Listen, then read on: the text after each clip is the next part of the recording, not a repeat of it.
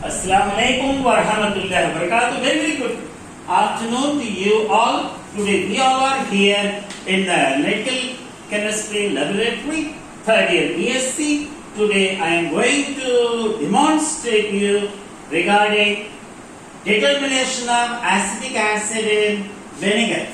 You can see over here acetic acid in vinegar. You know very well it is used in Chinese items. Potentiometrically using twin hydron over here. This is the potentiometer. We'll put the power on. Now we will put the main on. Remember what happens? Sometimes students they put the power on, they forget to put the main on and they get frightened. It is not starting, it is not showing any digit. So you have to press the main on. And then first of all we have to standardize the potentiometer and its value will be 1.018. Students, they don't know. Already you can see here you can see, here you can see. It is written the standard value is 1.018 volt. So our loving students, please see and adjust it to 1.018. And now if not 1.018, you with the help of screwdriver, you are supposed to adjust from here to 1.018 volt. And you know, sometimes you have to write in millivolt. 1 volt is equal to 1000 millivolt. That is 1 into 10 raised to 3 millivolt. And if it is in millivolt, you have to convert into volt. Then you can do other way around. So, if it is volt, that you write down in volt values. If it is in millivolt to be written, then convert the volt into millivolt. 1 volt is equal to 1000 millivolt. That is 10 raised to 3. Here, I am going to tell you how acetic acid in vinegar sample can be determined potentiometrically using twin hydro. What we do is that vinegar sample will be given to us. We will dilute it to 100. We will take out 25 centimeter cube with the help of a pipette. In this, we'll be putting a pinch of twin hydro in this. Students always get confused what is the pinch. Remember the color should come and part of it should dissolve also. So pinch means you have to take at least this much.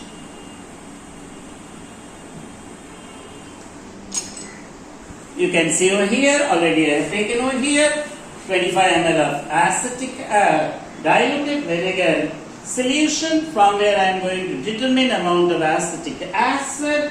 I have put a pinch of twin hydron. I have put a magnetic stirrer.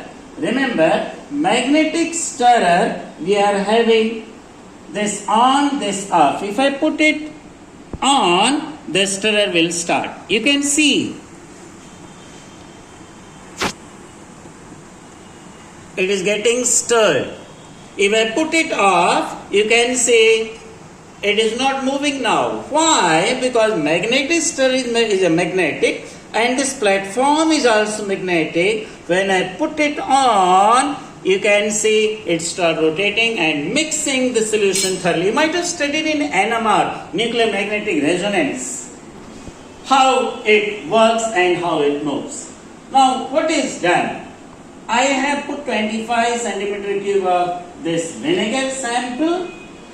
I have put a pinch of twin hydro in this. I have put the magnetic stirrer in this. I have put a platinum electrode connected to the positive terminal. You can see over here, this platinum electrode is connected to the positive terminal. And in another beaker I have taken KCl saturated KCl solution. In that I have put a chylomel electrode and I have connected to the negative terminal. Remember, here minimum 25 centimeter cube of saturated KCl or 30, 40, 50, so that your electrode, you can see the electrode, it dips inside. I have put a salt bridge. You can see this is the simplest salt bridge made up of saturated KCl. It is very easy to fabricate, very easy to use and very easy to dispose.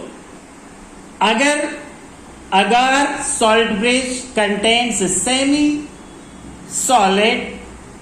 that jelly substance, which becomes very difficult to remove from it. So that's the reason why we have got the simplest salt bridge with an excellent result, saturated KCl. What do is that we put the saturated KCl from one side, you can see in this U-shaped tube, and moment it reaches here, we take the cotton welding one, we soak in saturated KCl, we plug this side.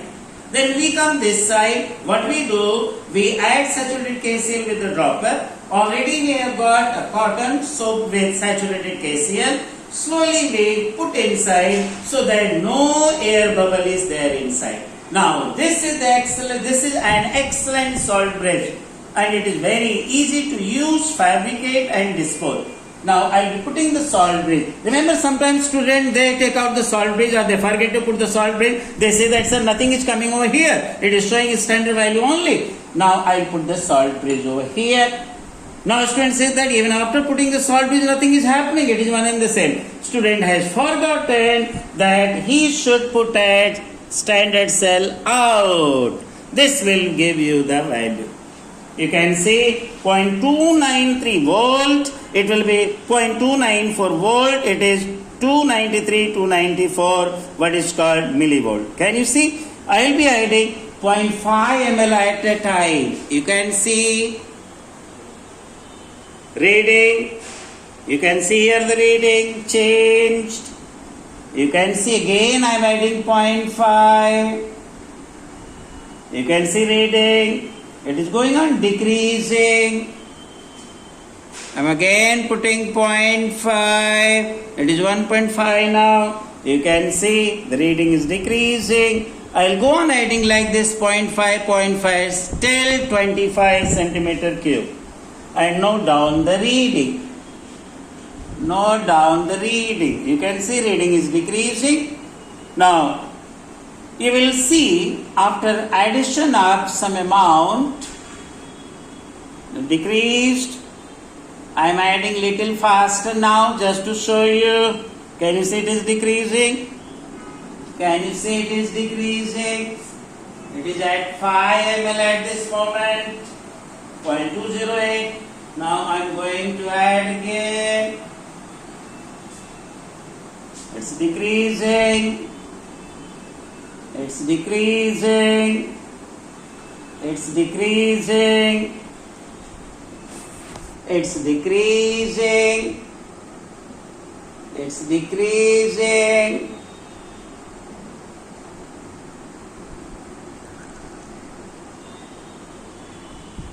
See, now it has gone in negative. It means from positive to negative transition is indicating the end point.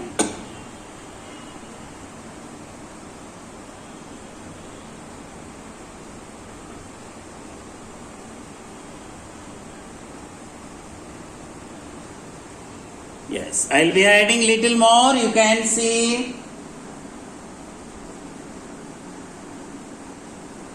You can see the reading. And here my amount is at 18 centimeter cube. 18 centimeter cube.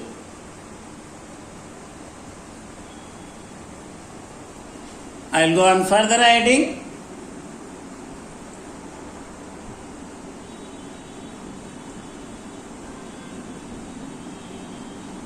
You can see at 23 centimeter cube, the reading is minus 0.106.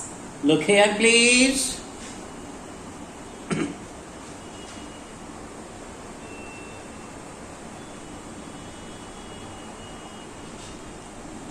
You can see that I have told you that you have to take up to 25 centimeter cube or 26. I have gone here at 27. You can see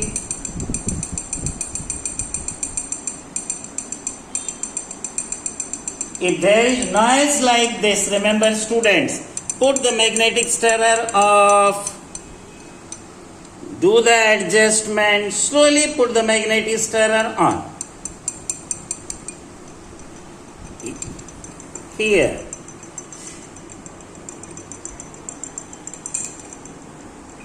Just put like this. Yes, there is no noise now.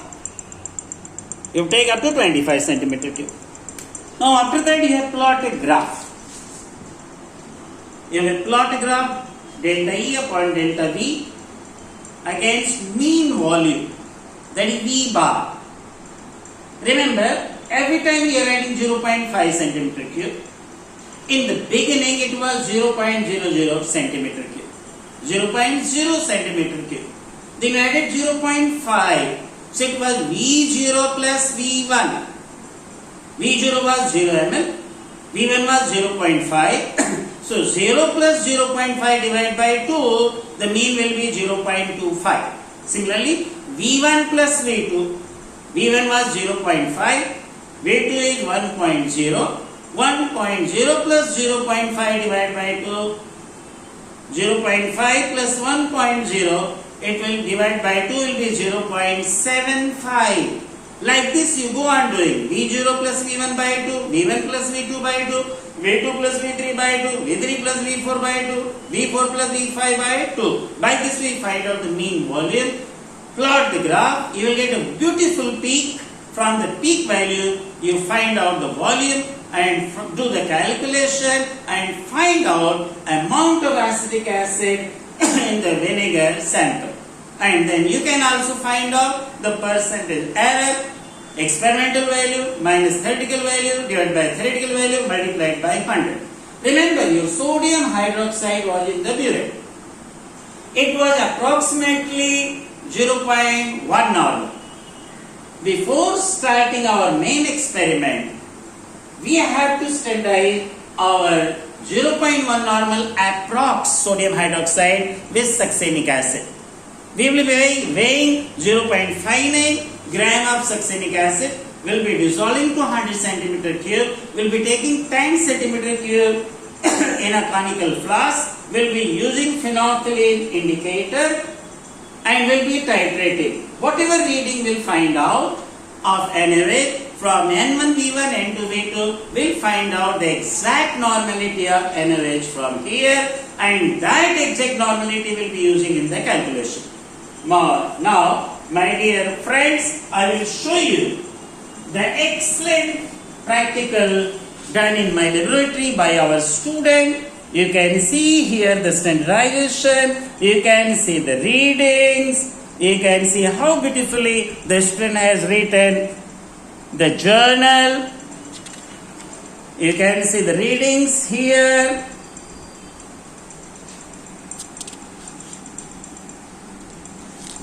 You can see the beautiful graph. Beautiful graph. Can you see over here? Wonderful peak is coming over here. And this peak value will help us to calculate the amount of acetic acid in vinegar. And see here the result and the percentage error. So by this way, my message to all my loving students is that be very neat and clean while writing your journals as well as while doing your practicals. I am sure that this experiment demonstrated by me, God willing, will help all the students as well as teachers also. My request to teachers is that please circulate this among students before you start the practice in your laboratory, so that the student can understand and get well versed, so that there will be no chance of any difficulty, any problem. Thank you very much. God bless you all.